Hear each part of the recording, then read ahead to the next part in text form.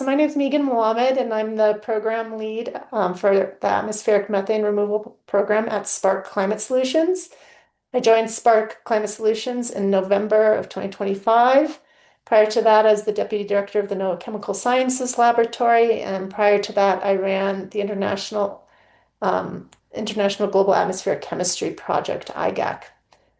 So Katrina, if you want to give a brief introduction for you, that'd be great. Yeah, happy to. My name is Katrine Gorham, and I'm the program manager for methane removal at Spark Climate. I've been at Spark for about 3 years now, and my background is a little bit two-part. My academic background is I have a PhD in atmospheric chemistry, and then prior to joining Spark, I spent about 15 years doing operations management and program management, mostly for large US federally funded programs broadly across the space of ecology, Arctic sciences, atmospheric chemistry, and climate. So that's me.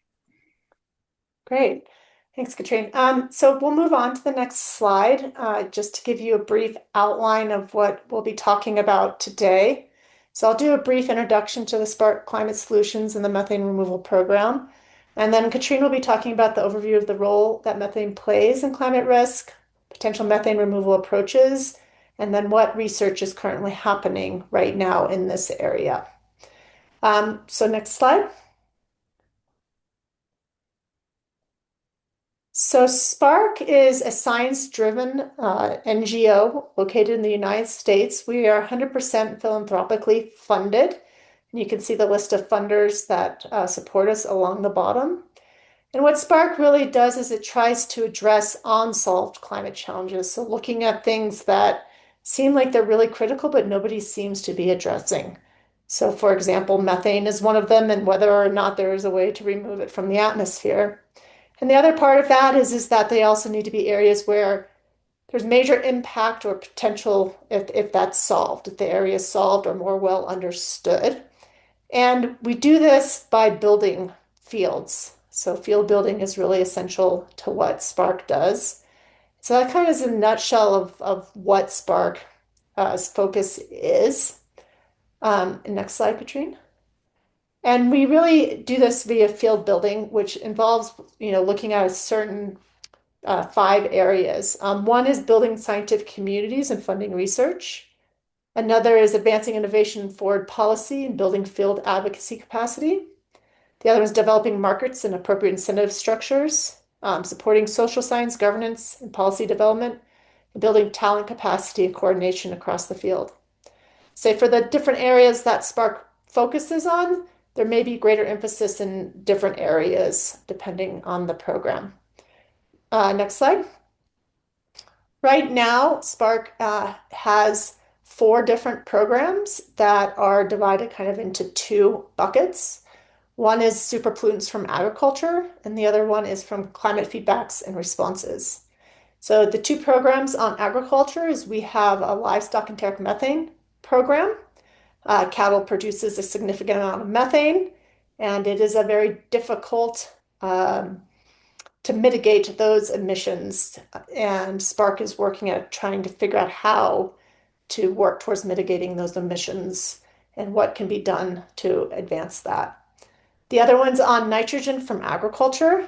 Nitrous oxide is a very potent greenhouse gas, as most of you know, and a significant amount of those emissions come from agriculture. And right now, there isn't a lot of ways to mitigate those emissions. So again, we're looking at ways to change that, whether that's changing the initial input of nitrogen into the agricultural system or figuring out other ways to reduce emissions from the soil and other agricultural practices.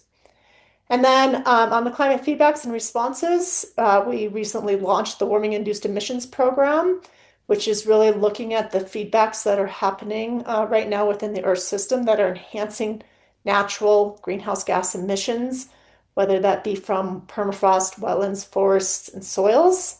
And really the goal of Spark on this is to be looking at how to make sure that these scenarios and their future emissions are included in the IPCC reports and then in assessments so that we're really capturing what climate risk we are facing, because currently these are not fully incorporated into those entities. And then finally is the methane removal program, which I will talk more about here in a sec. So those are our 4 programs right now. So Spark's methane removal program, we have a very specific focus, and that's on accelerating the assessment of the viability of atmospheric methane removal to inform the climate solution portfolio. So there's some key words in there. A key aspect of Spark is accelerating these areas, getting more attention on them. So that's the first part. The other one is the assessment. Spark is neutral in things. We're not advocating for methane removal or for a single approach. Rather, we're leading the assessment of the viability of them. And then viability is the third important word there, where viability includes not only is it scientifically feasible, but is it socially acceptable? Is there governance around it? Do the economics make sense? Does the technology make sense? So viability includes all of those aspects. And the program works in 4 strategic areas. We support science, we drive engagement, we secure funding both from philanthropic and public resources. We are helping to foster governance, and we're advancing practical viability and decision making. So that's kind of Spark and the methane removal program in a nutshell. And Katrine will take over from here. Yeah, happy to jump in, Megan. And I am going to talk a bunch more as we get later into the presentation about Spark's methane removal program and some of the initiatives that we're advancing and the research that we're funding. But first, I actually want to start with a little bit more context and background around the role that methane plays in climate risk and how that's evolving. So really the big thing here is that methane is responsible for about 30% of current warming, or about half a degree C of current warming. And a big part of the story is that methane concentrations in the atmosphere over the last couple decades have been rising. And in recent years, there have been signs of acceleration as that concentration continues to go up in the atmosphere. And so part of the big challenge and part of the reason that we're interested in exploring better understanding the viability of methane removal is that even with aggressive mitigation, atmospheric methane concentrations are expected to remain high due to hard-to-abate sources. So I'm going to go to the next slide and talk a little bit more about sources in the methane budget.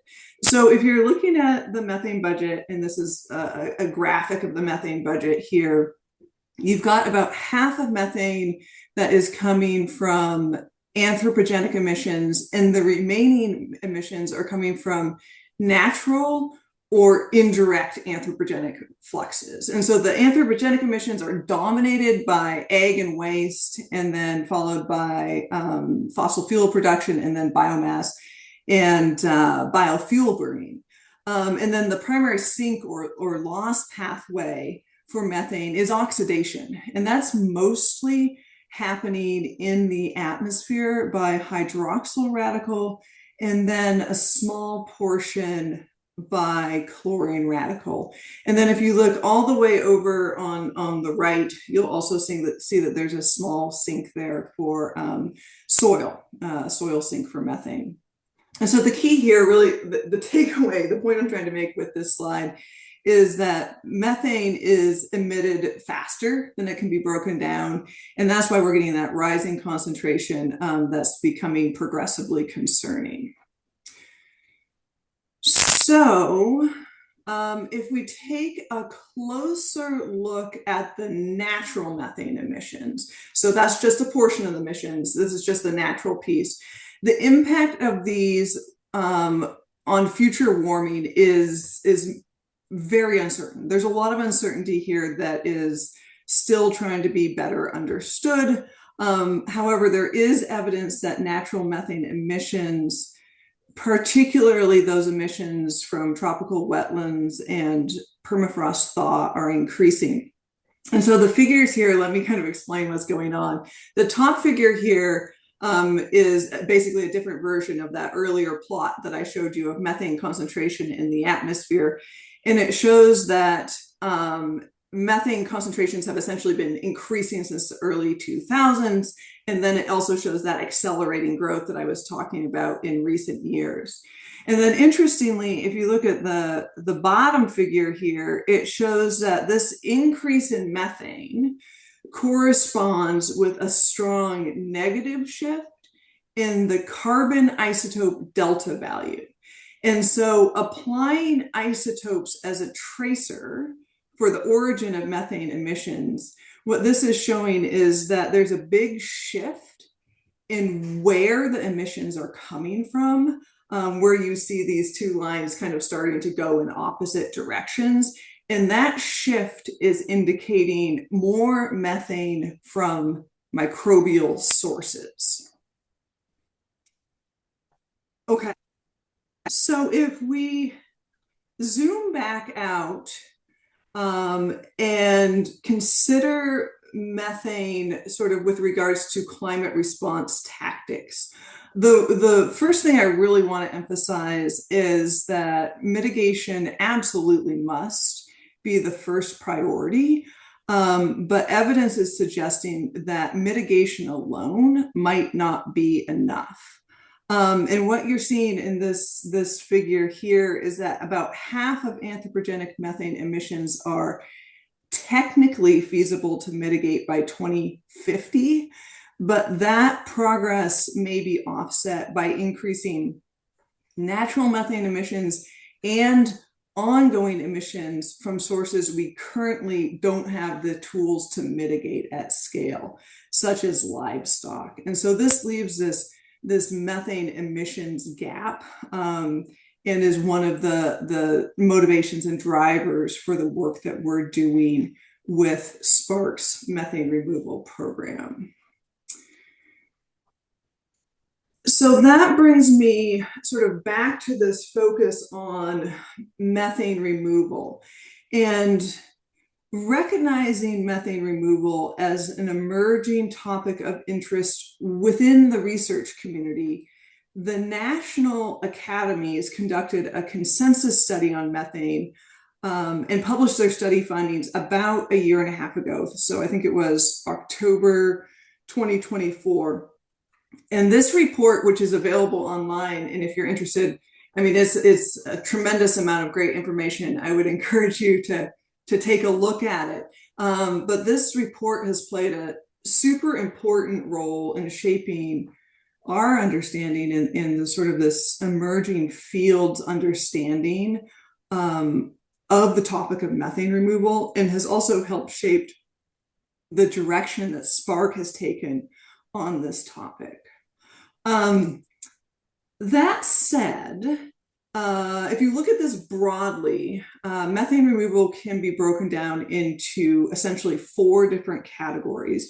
And these are the categories that the National Academy studies, or I'm sorry, the National Academy study digs into. And they are methane oxidizing reactors, surface treatments, methanotrophy enhancement, which you might also hear referred to, and I refer to as ecosystem uptake enhancement, or even more broadly, biomethane removal.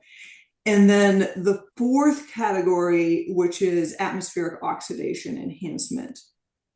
And Spark has supported work on topics relevant to all of these different categories. And what I'm going to do is in the next few slides, I'll dig a little bit deeper to talk through what these different categories look like. And then I'll take you on a mini tour of some of the work that Spark has funded relevant to this report in this emerging area of study. So let's see. The first category that I'll talk about is methane oxidizing reactors. So The National Academy's report refers to this as what they call a partially closed system, where you essentially have a box where air flows in with X amount of methane and then air flows out with depleted methane. So it's a reactor with airflow, either passive or active, through some sort of catalytic system, radical generator, or biofilter, where that system is oxidizing methane and leveraging energy from the sun or some sort of artificial light source or heat. So it's a pretty broad category, but just think of it as the broad category of a reactor in a box. Importantly, this type of system, this type of reactor does not currently exist, though there has been early research to apply this type of technology to methane sources with higher concentration. So think methane emissions from point sources where you have concentrations that are greater than ambient, so greater than 2 parts per million.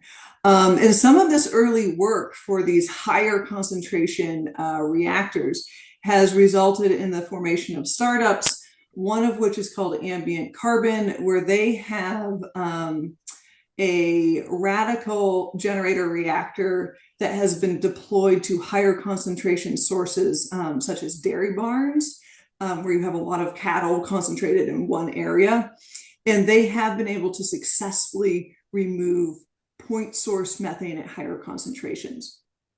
However, despite the early success with these higher concentration conditions, there are some significant barriers for application of this type of technology at low concentrations. So again, that like 2 parts per million ambient concentration.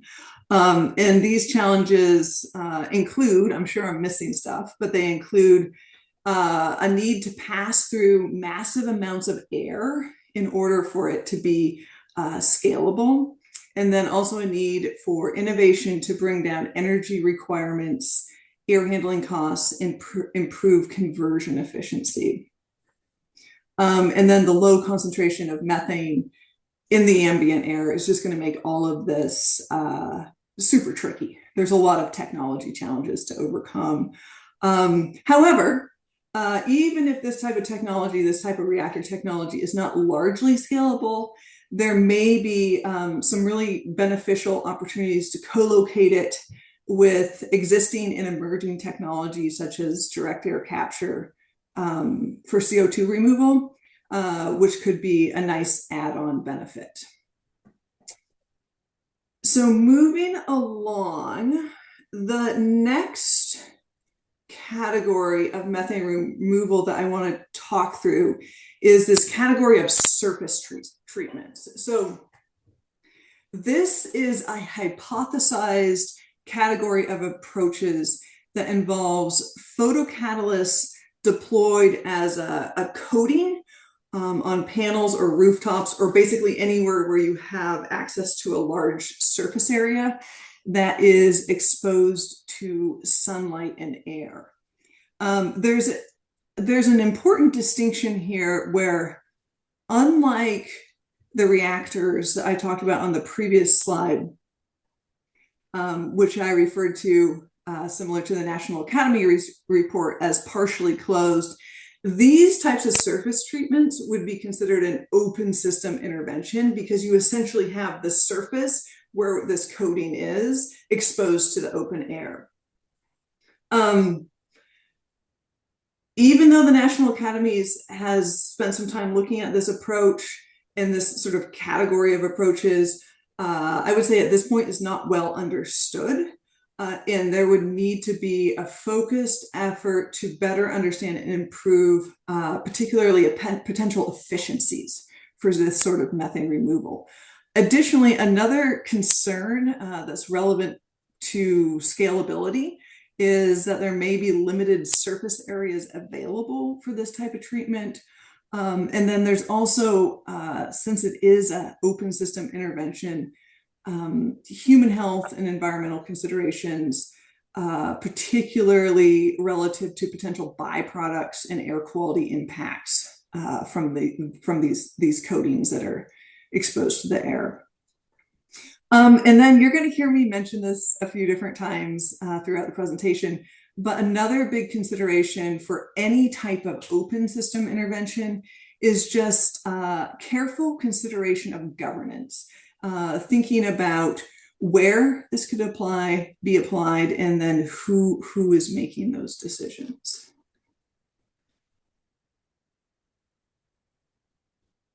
Okay, so the third category that I want to talk about is this category of methane removal referred to as methanotrophy enhancement or ecosystem uptake enhancement. And this is another category that's pretty broad, and it involves amplification or engineering of methanotrophic microorganisms to break down additional methane from the atmosphere. So you could think of this as an approach that involves modifying soil composition or genetically engineered plants, or there's also some other hypothesized ideas out there that would utilize this approach.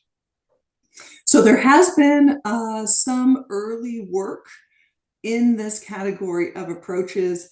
At this point, the pathways for methanotrophy enhancement at low concentrations are not well understood, though there has been some evidence of methane removal at higher concentrations.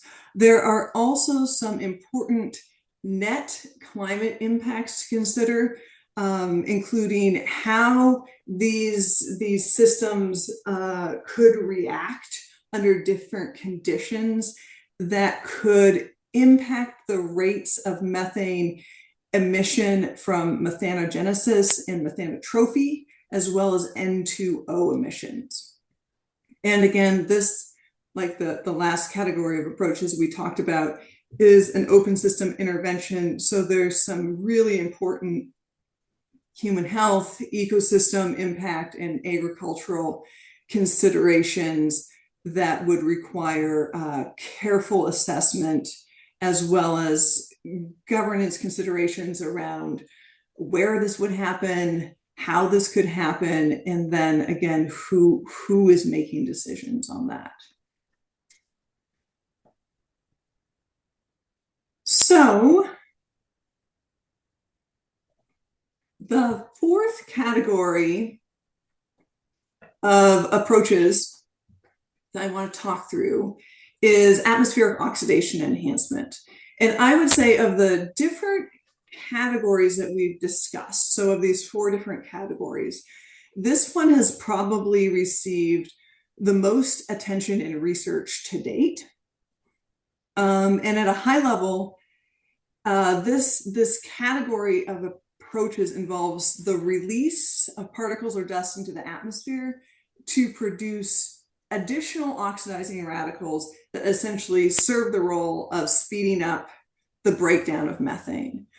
There are a number of different approaches that have been hypothesized within this category, none of which are well understood, but several of which are being actively studied. And these include, and some of these you might have heard of before through other presentations at this forum, but these include iron salt aerosols, essentially mirroring a process that occurs naturally when dust is transported over oceans. And for the engineered intervention of iron salt aerosols, this would involve the dispersal of iron particles, which are believed to catalytically drive production of chlorine radicals, which can then lead to increased methane oxidation. Another approach that has received some attention, and there's limited literature out on this approach, is the idea of direct dispersal of chlorine, which is then photolyzed to produce chlorine radicals, and then you get methane removal from those chlorine radicals. And then there's also another approach within this category involving dispersal of hydrogen peroxide, which results in enhancement of hydroxyl radicals. Excuse me for just a second.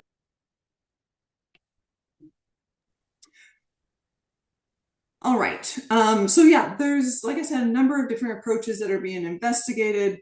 And there are a number of research teams that are actively exploring these, including via modeling, laboratory, and field studies of the natural occurrence of iron salt aerosols. And I would say at this point, there's literature coming out from these studies, and it is clear that there's many unanswered fundamental questions that still require active investigation.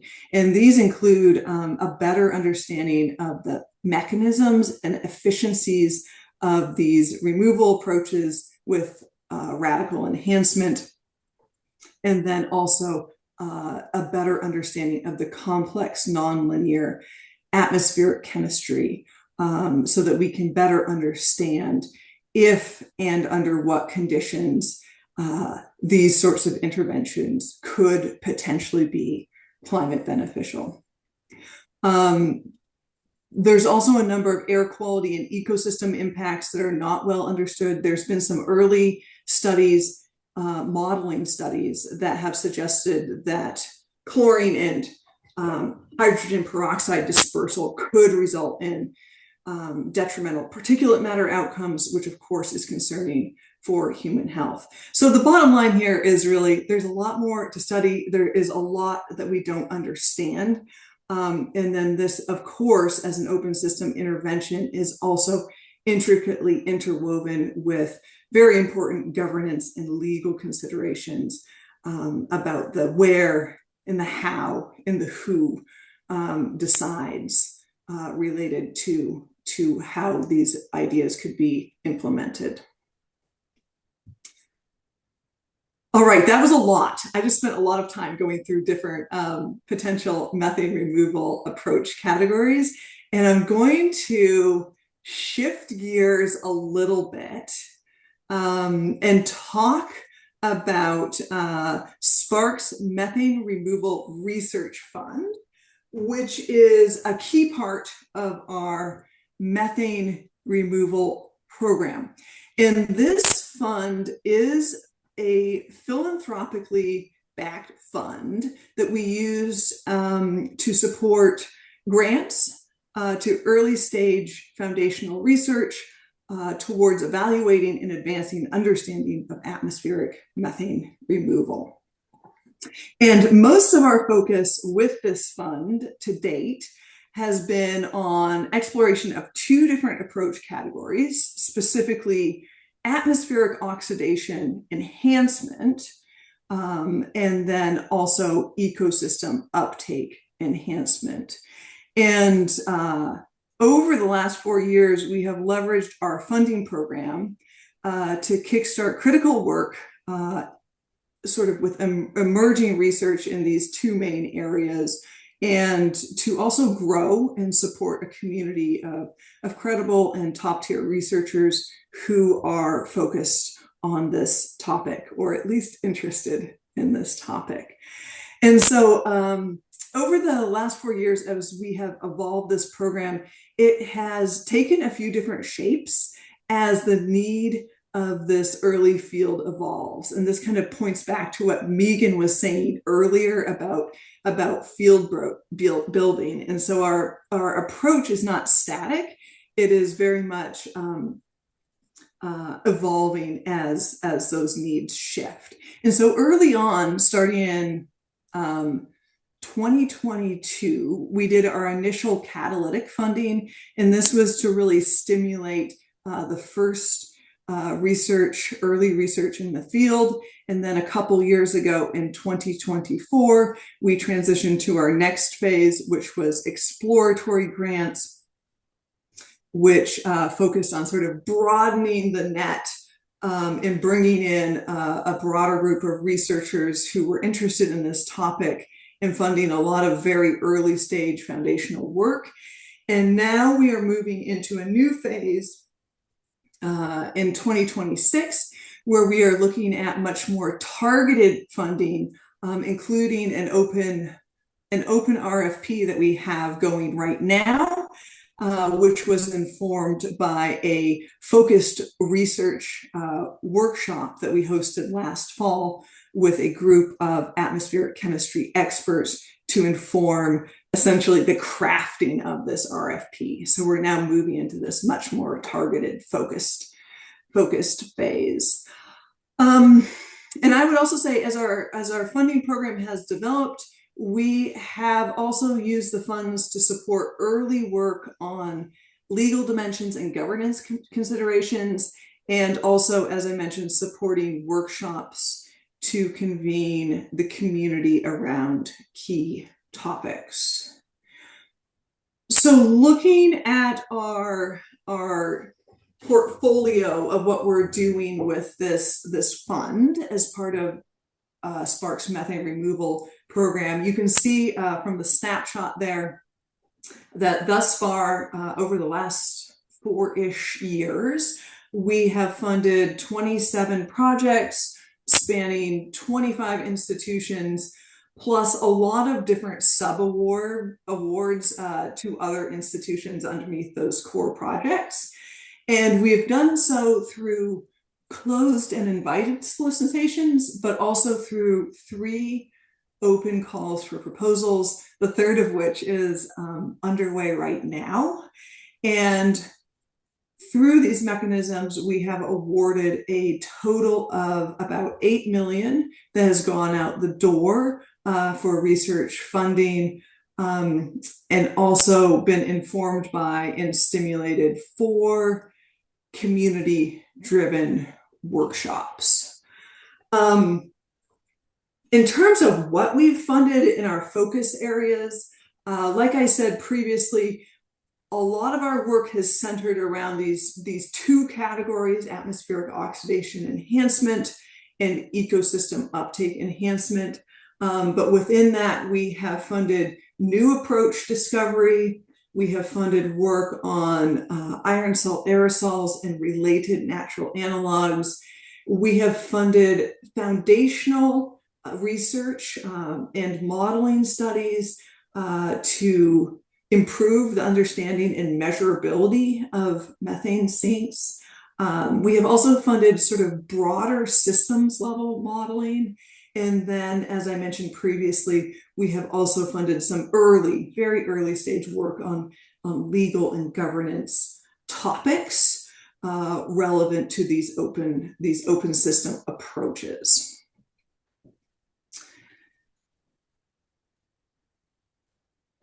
Okay, before I show you some examples of the work that we've funded, I want to sort of like pause here and really take note that this type of field building, this type of funding for early climate interventions is something that I really see as a balancing act, where we're working carefully with the community to navigate an emerging, highly complex and at times controversial topic of study.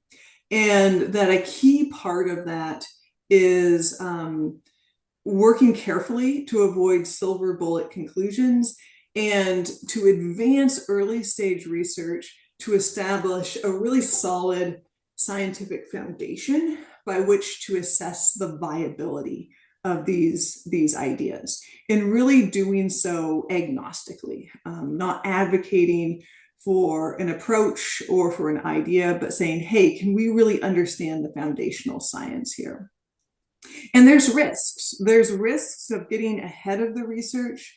For example, pushing for deployment or perturbation field studies too soon, put us at risk of putting an entire area of study back and at risk. And so these considerations are part of our motivation for supporting strong foundational research on these topics to really help inform future decisions that may need to be made about either restricting or advancing the application of these interventions.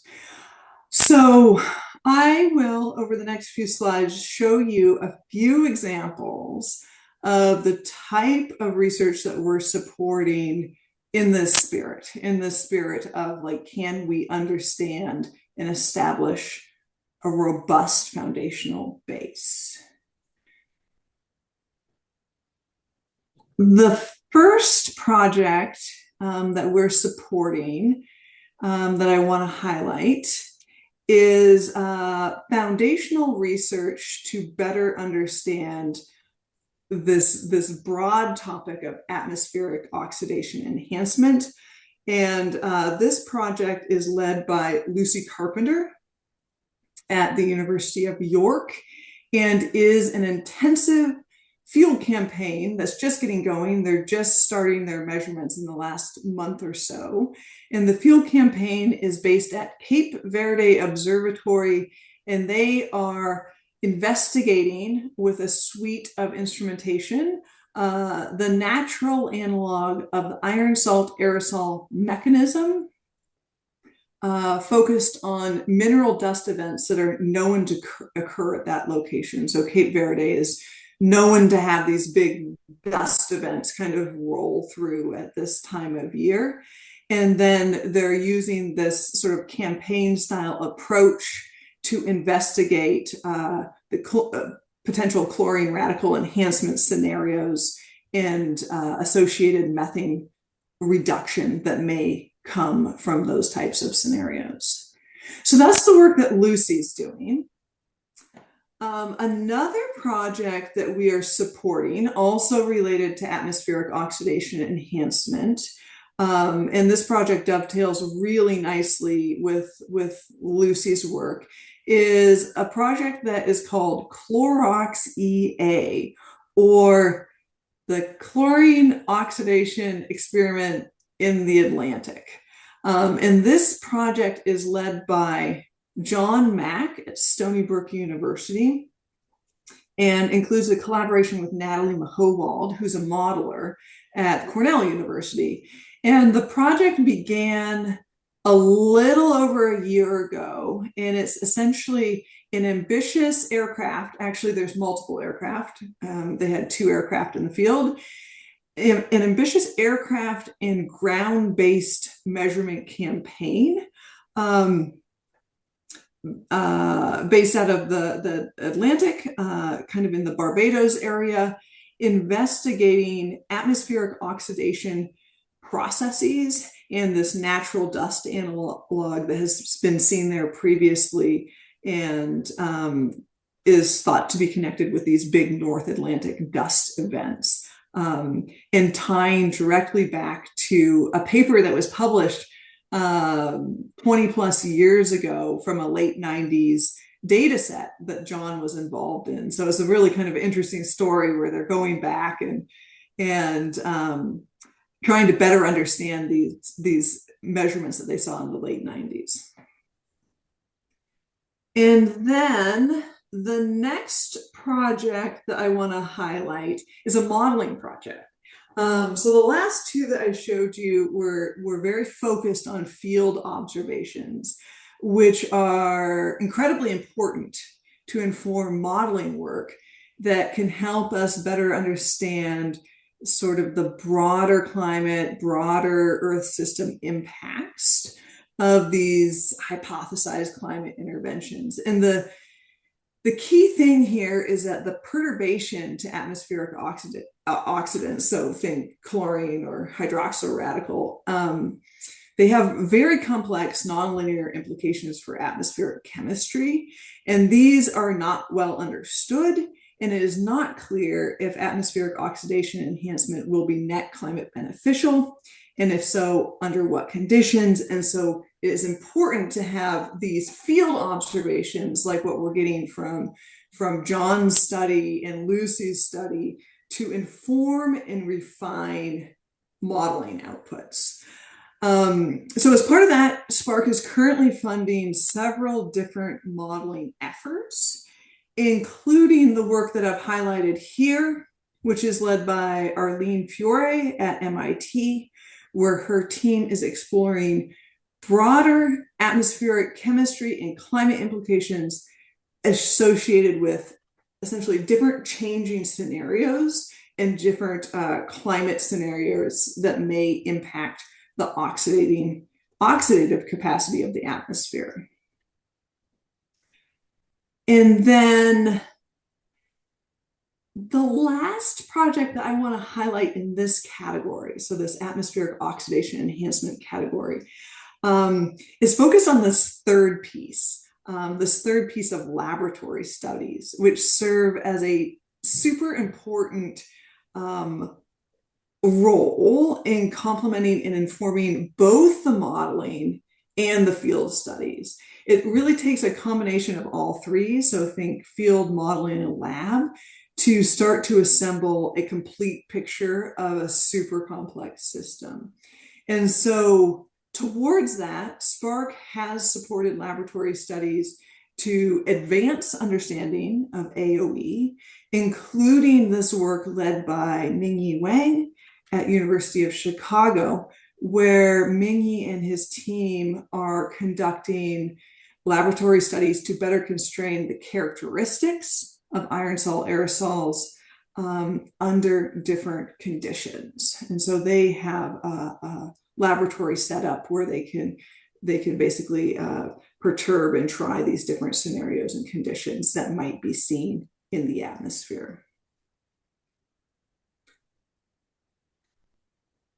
Okay, I want to quickly also highlight just a few of the projects that we're funding to better understand hypothesized ecosystem uptake enhancement approaches. So switching gears away from AOE and looking at the ecosystem uptake enhancement side.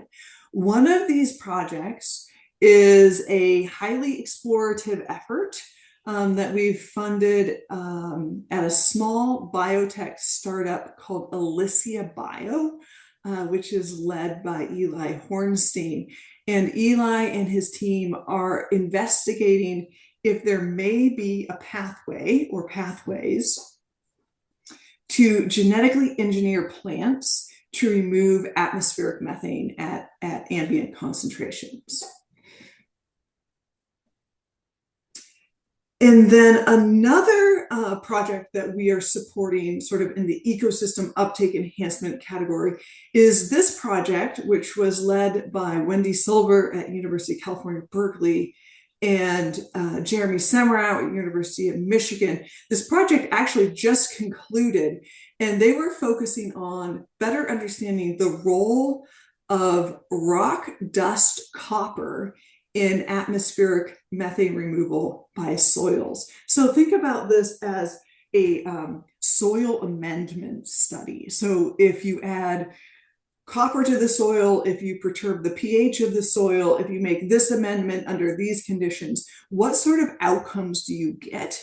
Do you increase the methane removal? How is this changing the microbial community and the microbial community composition?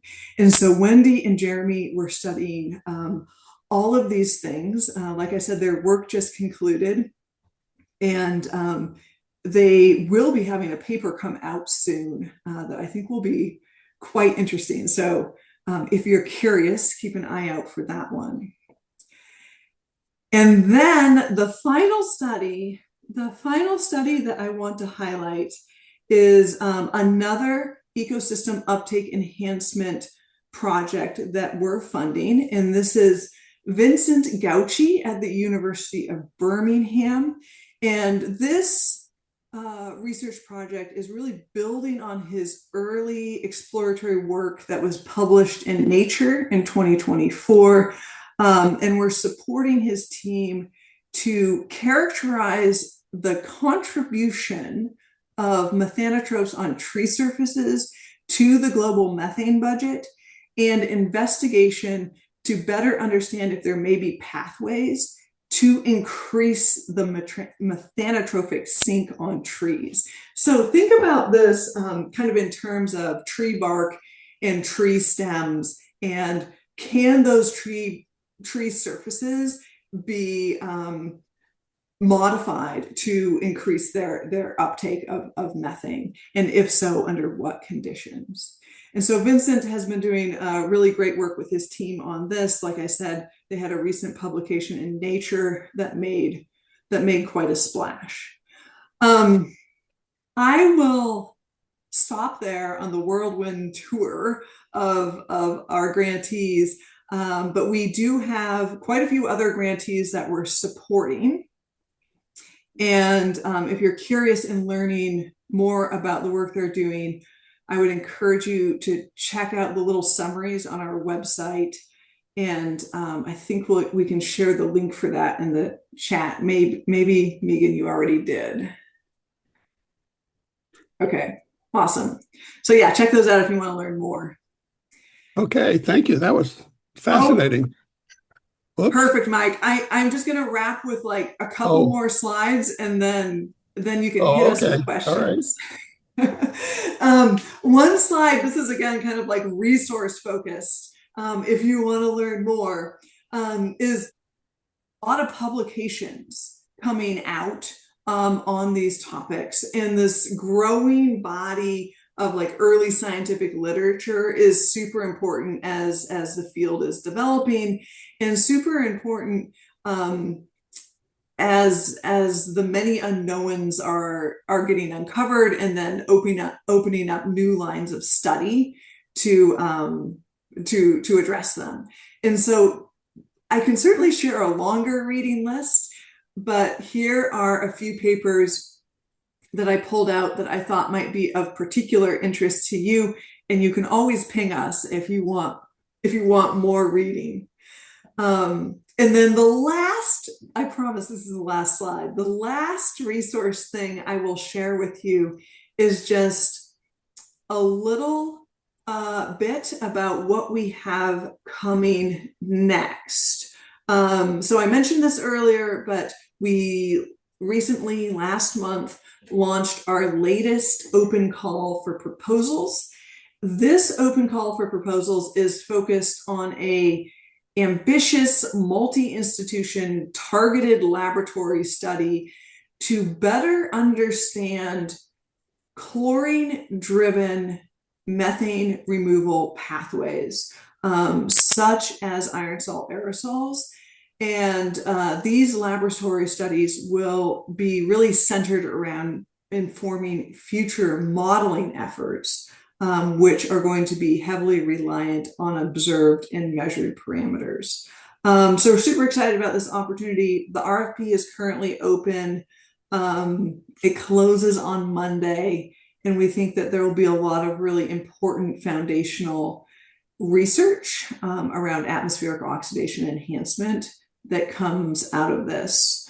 So we'll also share the link for this in the chat, just in case you're interested in taking a look. And I'll stop there and turn it over for questions. I'm really curious what questions are coming up for people. Okay, well, let's do some questions. I know I have half a dozen, but we'll look at the other people first. So it looks like Peter Fikowski's the first one in line. Catherine, can you take down the sorry, can you take down the slides? Yeah. PowerPoint? Yeah, thank you. And I'll also note that Jonathan had several questions in the chat and some others that we can also leave in as we go. Right. Okay. We'll make sure we get Jonathan in here too. Yep. Great.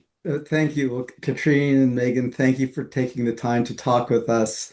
Thank you for engaging in this topic that we've been pursuing for almost 7 years now. So, it's great to have a team like yours engaged. A question I had is sort of a fundamental question. What's the goal of the research? That is, the work that we've been doing has been focused on making a meaningful reduction in methane levels, such as cutting it back to what it was, 100 years ago, cutting it in half.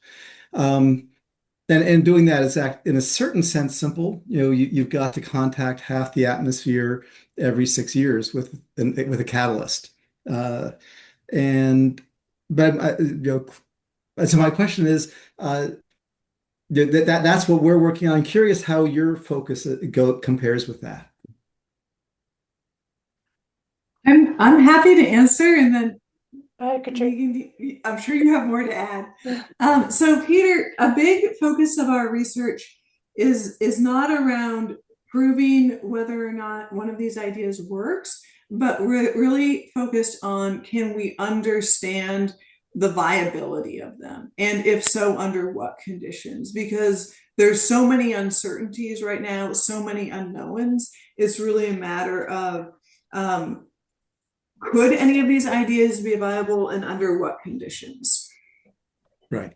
I'll just add to that, Peter, that the incentive to drive this depends too. So you could be looking at different case and studies. Whereas, like, if there's a methane market, then you're looking at teragrams of methane that can be removed from the atmosphere, not necessarily, maybe the whole overall market has a specific goal of what they're trying to reach, but methane removal is one aspect of it.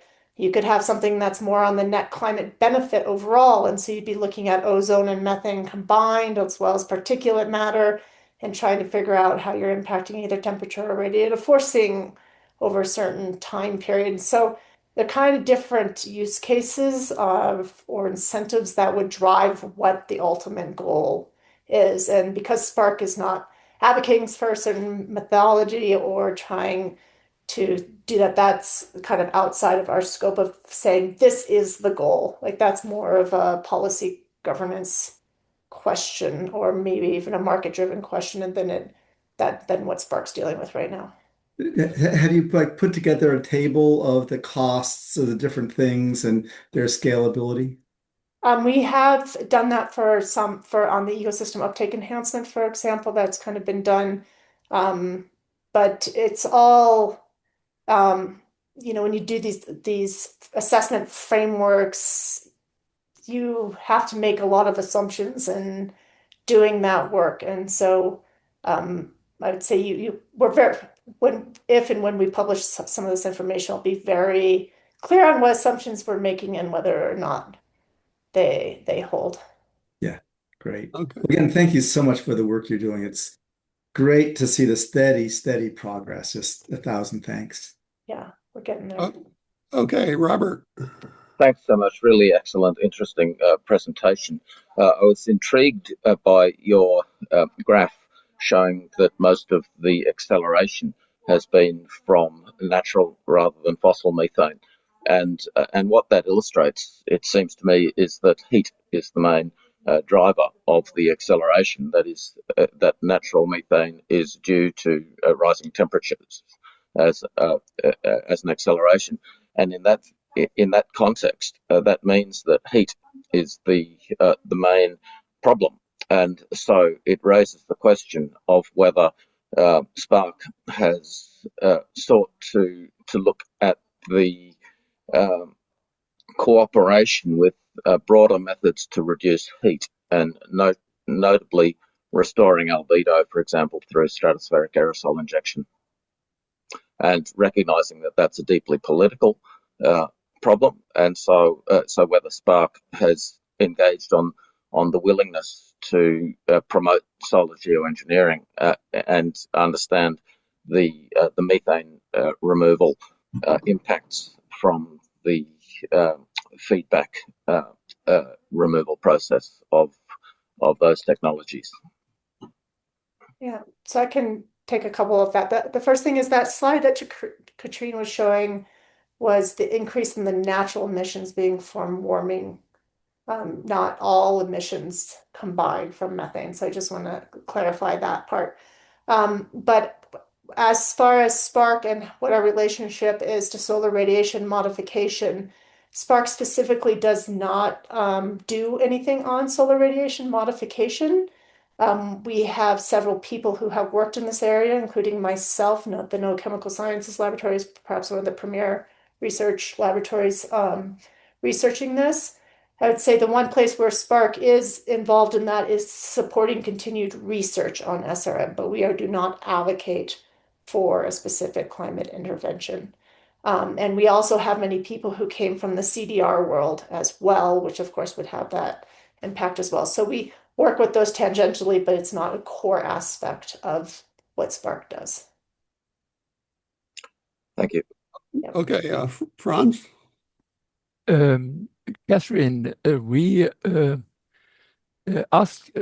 sent you a description of our project, which uses as well chlorine chemistry in the atmosphere, as well as the new microdroplet chemistry. And you answered me back, we should ask one of the labs which I mentioned, and the lab in Lyon, they want to do the job of researching this idea. I'm not very sure if we can arrange the costs of this research until Monday. You said the 9th of March. Is it possible that we can expand it for a week? Yeah, date. Thanks us for sharing the original summary with me and for asking. At this point, we're not able to extend the deadline. However, we may have opportunities in the future. And a really key thing with this RFP is the laboratory piece. I mean, the laboratory piece is really front and center on what we're going after with this solicitation. And so that partnership, as I suggested, will be really, really key. But this is the only lab which can do these research, because these microdroplet chemistry is done only by these two labs who just told you, and they made. I mentioned this in my description of the project. So, Francis, I appreciate your comment on that, and this is why we send our proposals out for peer review. Is the community will be determining who has the capabilities to conduct these experiments, not Spark by ourselves. So we rely heavily on the peer review process for that. If it's okay, Mike, I wouldn't mind jumping to a couple of the questions that Jonathan had. Yeah, I was going to go to Jonathan next. Yeah, right. Okay. So Jonathan, I'll just go through a couple of them. I'm new coming into methane removal into a certain way as well. And my first question was, well, removal is a tricky term that for this, because it actually is a methane conversion process. It's different than like CDR, where you're actually sequestering the carbon and taking it out of the atmosphere and putting it somewhere in the hopes that it never comes out again. Spark continues to use the term methane removal because that is how the National Academy's report calls it, and we don't want to be confusing terminology.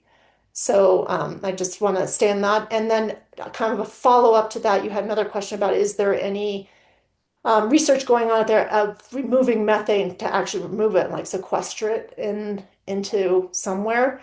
And currently the answer to that is no, none that I'm aware of and doing it that way. In part, my guess is part of that reason is because unlike CO2, the atmospheric lifetime of methane is on 10 years. And so storing it in a system isn't going to buy you as much as it would for CO2, which you need to get out of the atmosphere because of its long lifetime in the atmosphere.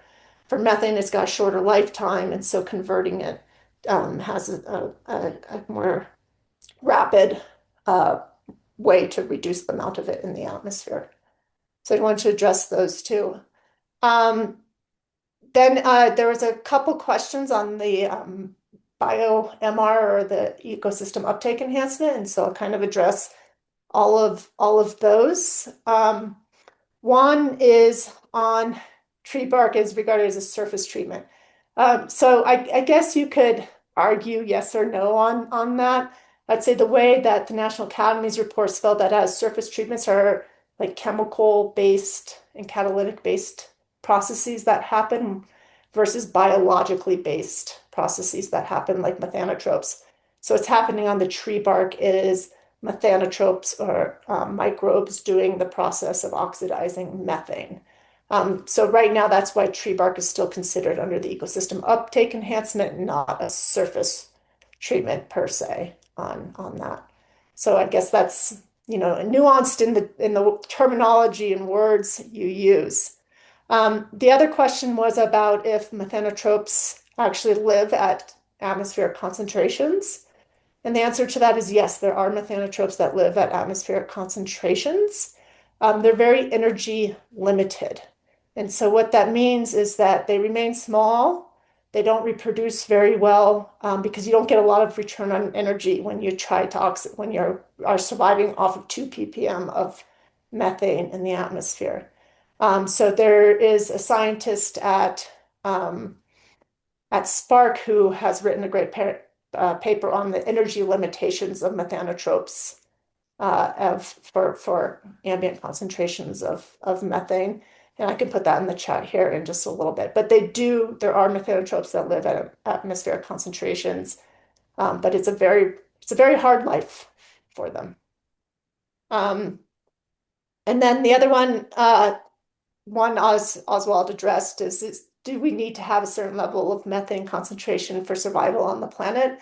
And I don't know enough about that, but I would go back to what Oswald's answer was, which was pre-industrial times. It was at 0.7 ppm compared to 2 ppm now. So you can think about that. And I'm not sure there's going to be a way to get back to pre-industrial levels. That would be nice. But as like Peter mentioned, his goal is half of what used to be pre-industrial levels on that. So I think that's it. Bruce, you asked about a table for the various methodologies and cost per ton. And again, we've done some internal work on that, but we don't have a full one because part of it is right now there isn't a proven methodology that we can do a clear assessment framework on. So right now we're doing assessment frameworks based on a lot of initial modeling studies and things like that, and have to take in a lot of considerations. Like if you took ISA, for example, you'd have to think about the ships. How many ships would you need? How many sprayers would you need? What would be the energy cost on it? How much CO2 would be emitted to do that? And then you kind of you need to get to this level to reduce a certain amount of methane. So we do some work on that. Not as much on like how much would you have to put out to reach a certain goal, because as we discussed earlier, the incentives for how much methane would need to be removed are more of a governance and policy decision in that aspect. So I think I addressed everybody's questions that was in the chat. Please let me know if I didn't. All right. Okay. I'll have to send you a list afterwards since there's still questions here. Ron. Yes, thank you very much for a really excellent presentation. And I sort of a little bit of I guess maybe follow up on Robert, but we, as you probably know from conversations with Mike, we are extremely supportive of methane emissions reduction and removal as a cooling technique, as a way to get more rapid cooling because it's a short-term species, because it falls out so quickly. And I'm sure you know all this, but I'm just repeating it for our general audience. Because it falls out so quickly, it's correlated with the emissions are correlated with the rate of emissions rather. So it's an emissions rate issue rather than a stock issue, as is the case with, for example, carbon dioxide. So I would actually, I think this is, and as you may also know, we have Sir David Keith also sort of pursuing the same angle with his advisory group, and he recently just I don't know if you're aware of this, but we're working on an open letter That's Sir David King, not Sir David Keith. Sorry, yeah, Sir David King. Thank you, Robert. To support testing and piloting of various approaches to cool quickly. So I mean, I understand, and we deal with this all that, we understand that uh, particularly to it was earlier a very dicey question with CDR, that was seen as a moral hazard for emissions reduction. Don't pursue CDR because we want people to just reduce emissions. Then IPCC realized that no, we're not going to get there just by reducing emissions. We actually are going to have to pull greenhouse gases out. And so the CDR became more acceptable.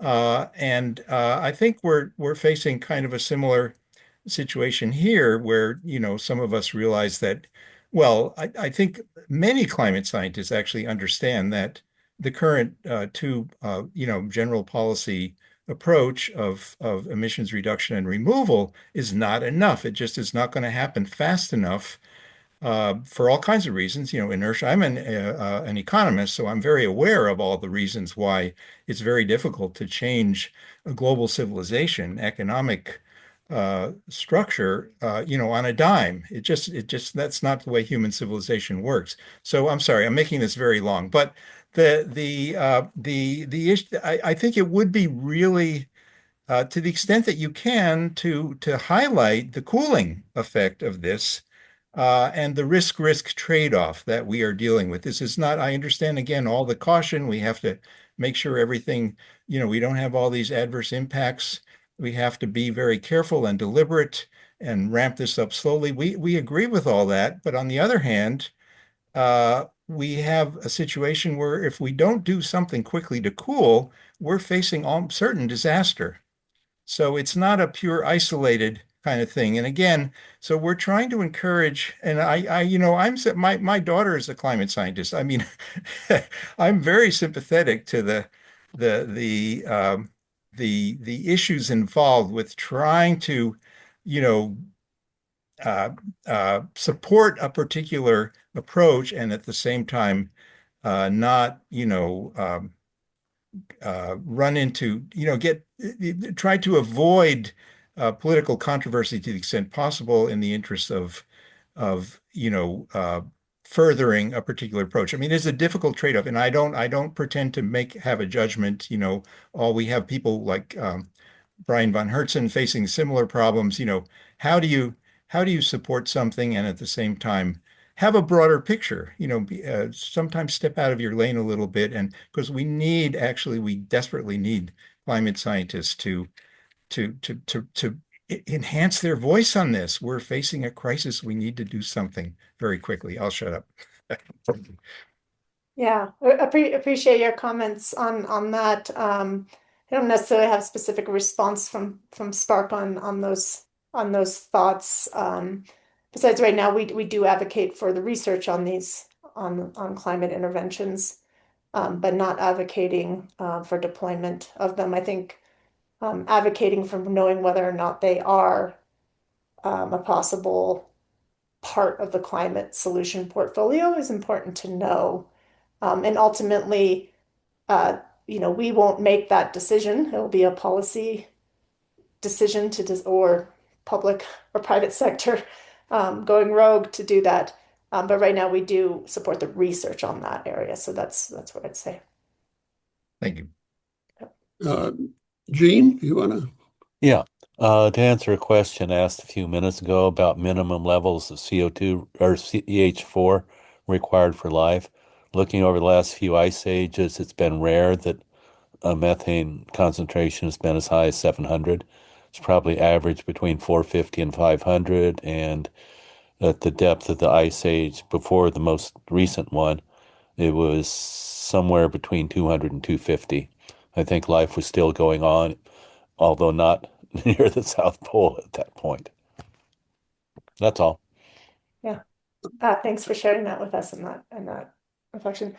Ron, I do want to say one other thing about kind of the emissions problem of source versus it coming out of the atmosphere. When it comes to methane, you're dealing with the oxidative capacity of the atmosphere. And so methane emissions alone do not determine the methane abundance in the atmosphere. And so I think that's also a really important thing to recognize, that you have to look at all the other constituents in the atmosphere and how they impact the oxidative capacity of the atmosphere to know what the methane lifetime would be, which would be how much is going to build up over time. So it's also important to be looking at emissions and the composition of other constituents in the atmosphere, not just methane, to determine what might happen to methane in the future. Thanks. I'm going to jump in, Robert, with a couple first. But I'm curious if the change in the jump in the methane concentration could be due to the control of the CFCs and the Montreal Protocol, because those were injecting a lot of chlorine into the atmosphere, and the changeover of refrigerants sort of would have reduced the chlorine concentration.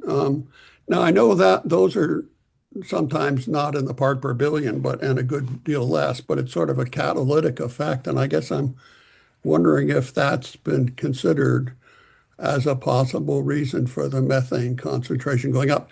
It gets right to your last point that the concentration depends on a lot of things going on in the atmosphere. So has anybody looked at the CFC reduction?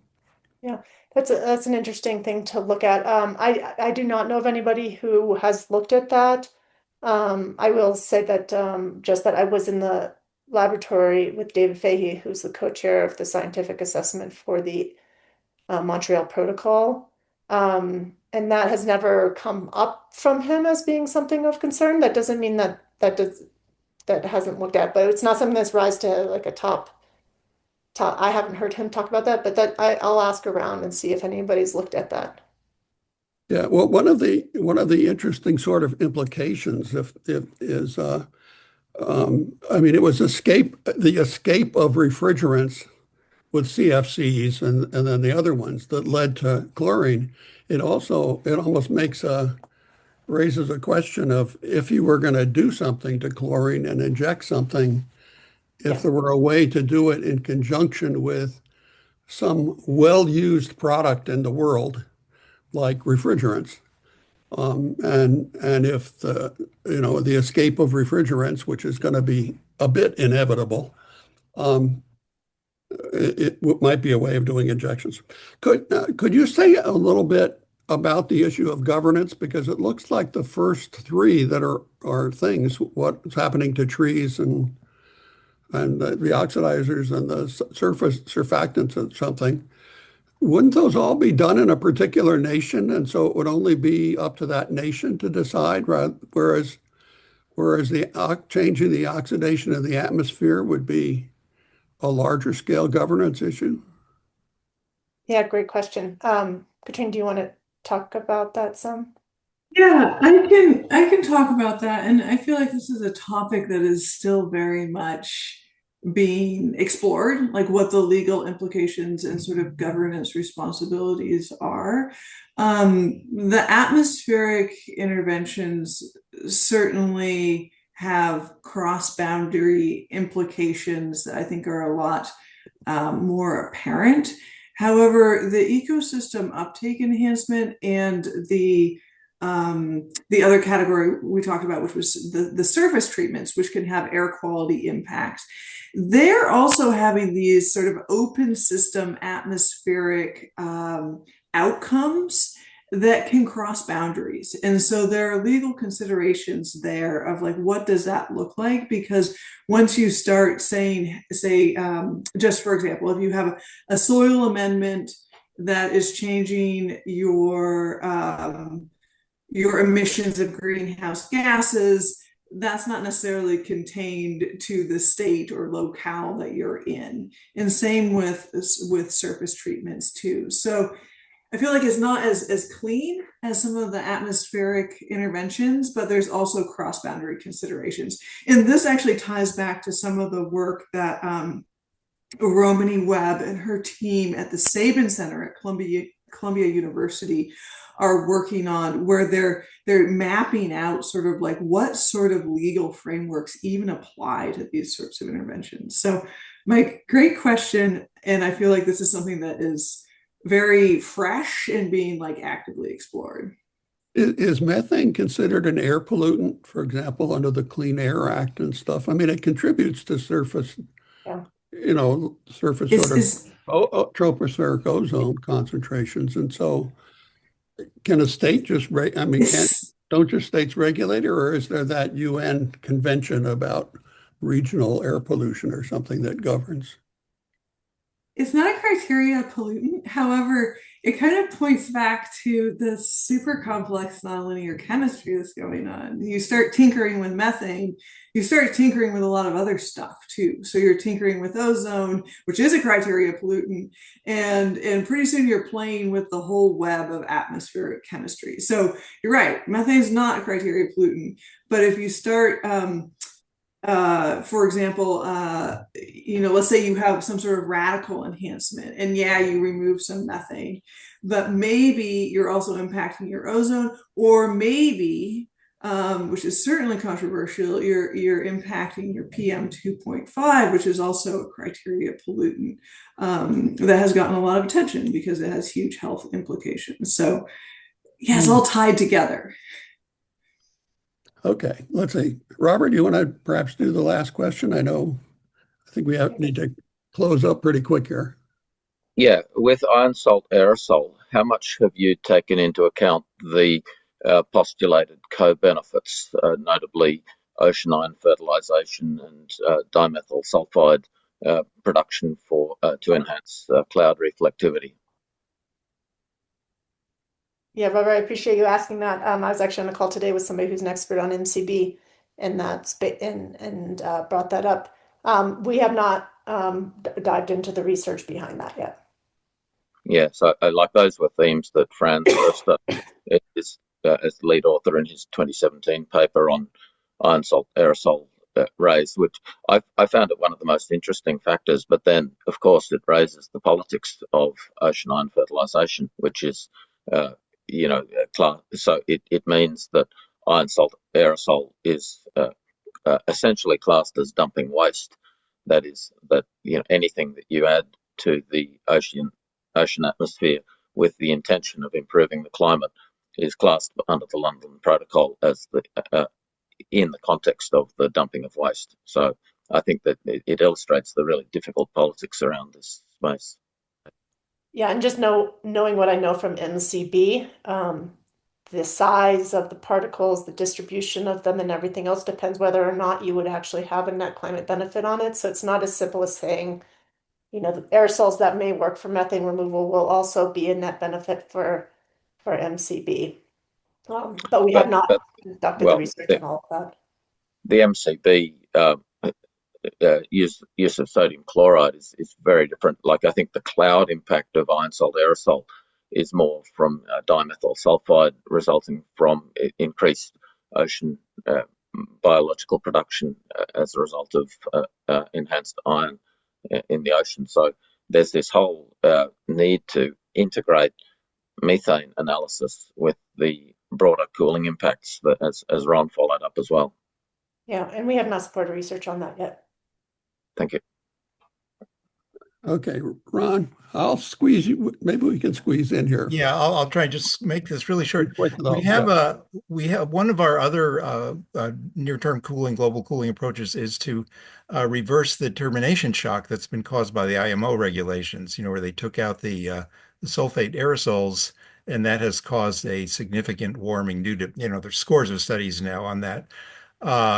So we're saying, well, why don't you just, let the ships do this in the high seas and have the emissions in the port regions? But anyway, the question is there a connection? Because I know that France and Clive and France have been working on this to do the somehow connect the methane removal with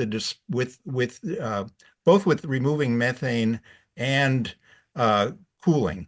Either through direct aerosols or some other way. So from ships. So I'm just throwing that out there because it is an active thing that we have actually proposed in our letter to the IMO to say, well, why don't you replace those sulfate aerosols that, the fossil fuels, because we fully want to, use renewable fuel for this, but have some other way to where the ships can replace the cooling that they used to do with something else. So I think, we were really we would love to have we asked the IMO to look into this, and we're trying to get somebody to submit this to their committee, so they will. Their chief scientist has been quite supportive of the idea, but we need some kind of political party to submit that. But anyway, it's something I'm just throwing out there that may tie in with your Oh, excellent work. Really excellent. Thank you. Great, thanks for the And comment. what do you say? The ammonia emission of the ocean is existent, but it's very low. Ocean acidification reduces ammonia emission, which is going on. And whale poops and what fish poops, they accelerate the ammonia production. And in pre-industrial times, as well, the phytoplankton content of the photic zone of the ocean was much better conditions like today, and on more places. Then you had a green ocean, not a blue ocean like today. And so you emitted much more ammonia and dimethyl sulfide. And these, the atmospheric chemistry transforms them to ammonium sulfate particles. And these are very tiny particles which produce very tiny droplets. And as we know from the new droplet chemistry, this produces lots of OH radicals. And if you give a small amount of iron as a catalyst into this system, you can accelerate the cloud production of OH radicals enormous. And this has been found out by the Lyon lab and also by the Stanford lab. Richard Zari is specialized on these droplet chemistry. And this happened in in pre-industrial times, but today you find it in nature everywhere, where you have a co-barn or a colony of penguins, or so you everywhere smell these ammonia. Yeah, thanks. Okay, that's Unfortunately, Katrina and I need to drop off to get to other things that we have at hard stop at 4. Yeah. Go ahead, Mike, if you want to wrap up. No. Thank you very much. No, this is the time we traditionally end. You just provoke so much wonderful discussion with your very excellent presentation. So thank you very much for doing that. We're very appreciative. We'll keep an eye on what's going on methane research. Fascinating. Great. Thanks. It's great talking to you all. Okay. Thank you all. Thank you. Bye. Thanks a lot. Okay. Thank you so much.